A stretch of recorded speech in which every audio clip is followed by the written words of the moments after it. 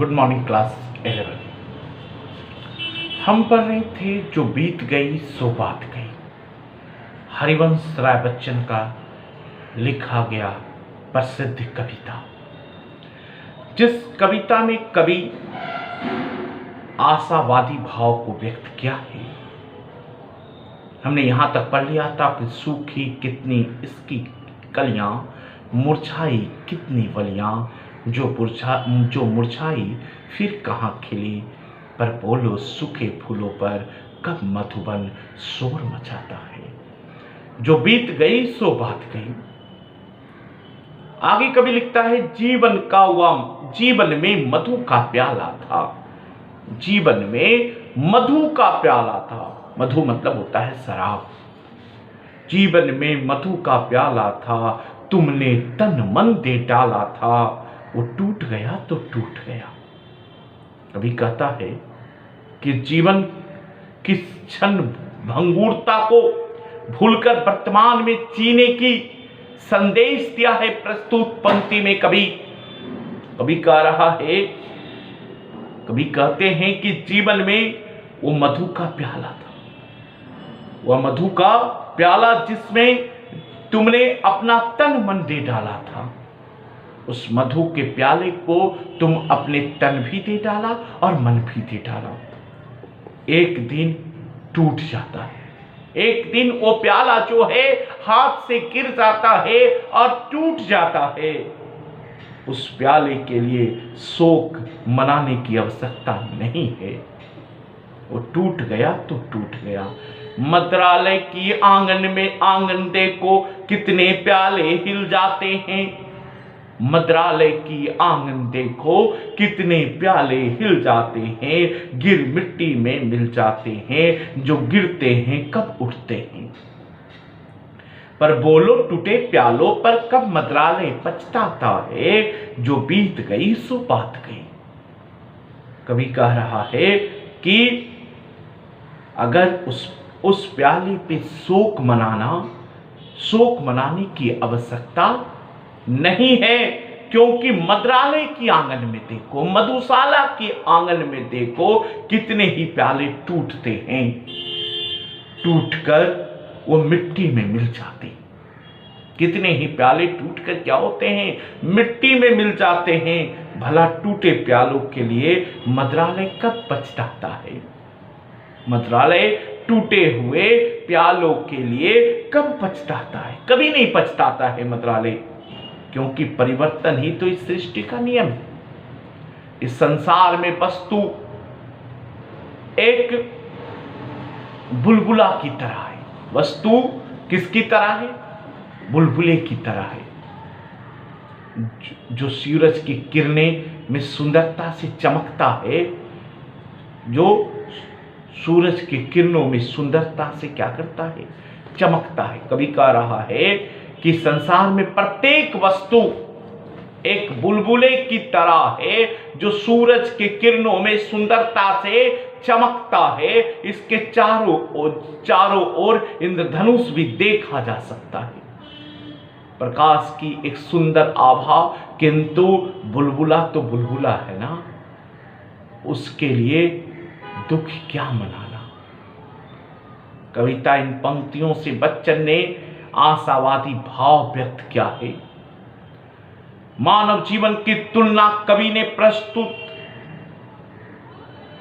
कविता में मानव जीवन की तुलना मिट्टी के प्याले तथा संसार की तुलना मंत्रालय से की गई है।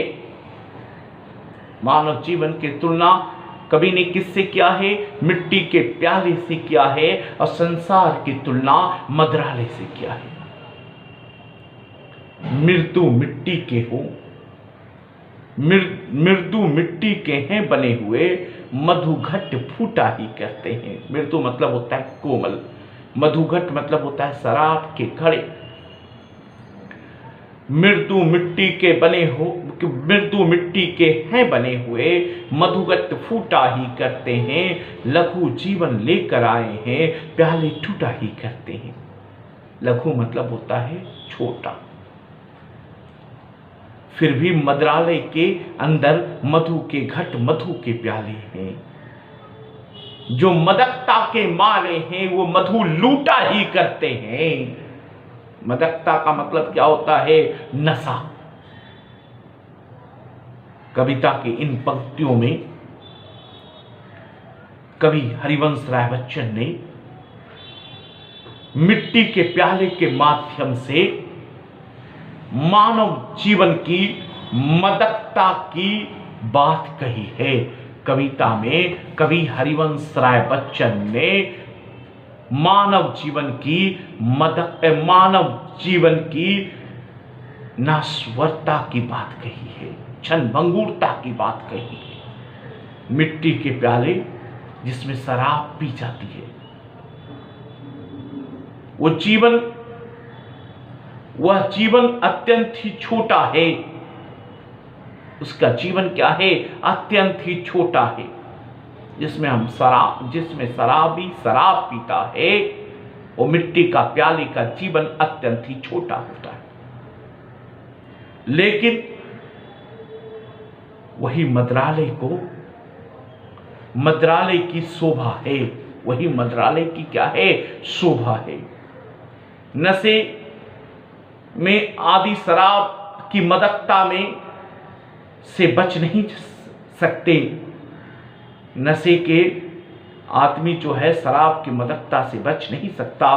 प्याले के प्रति मोह रखने वाला कच्चे शराबी हैं, वो तो पक्के शराबी नहीं है। जो मदकता के मारे हैं वो मधु लूटा ही करते हैं। जो नशीला आदमी है वो शराब लूटा ही करते हैं। उसका ममता शराब में है, उसका ममता जो है वो प्याले में नहीं है। वो कच्चा पीने वाला है जिसकी ममता घट वालों पर, जिसकी ममता घट प्यालों पर है। कभी कह रहा है कि वो कच्चा पीने वाला है जिसका ममता शराब के प्यालों पर है, जिसके घड़ों पर ममता है। पक्का पीने वाला तो वो है जिसका ममता शराब पर है। जो सच्चे मधु से जला हुआ कब रोता चिल्लाता है, जो बीत गई सो बात गई। इस नियम के बदला नहीं जा सकता है। यानी परिवर्तन ही संसार का नियम है। जो सच्चा शराबी है वो शराब के प्याले टूटने पर कभी रोता और चिल्लाता नहीं है। कविता के इस पंक्तियों में कभी मानव जीवन की तुलना मिट्टी के प्याले और तो संसार की तुलना मद्रालय से की है। आज यहाँ तक रहने देते हैं। इसके बाद की क्लास में जो पंक्ति बचा हुआ है, इसके बाद तो बचा हुआ भी नहीं है। ये पूरे पंक्ति में कविता में कवि कह रहा है कि आस्थावादी का भाव व्यक्त किया है कवि, और कभी मानव जीवन की तुलना मिट्टी के प्याले तथा संसार की तुलना मद्रालय से की है। धन्यवाद।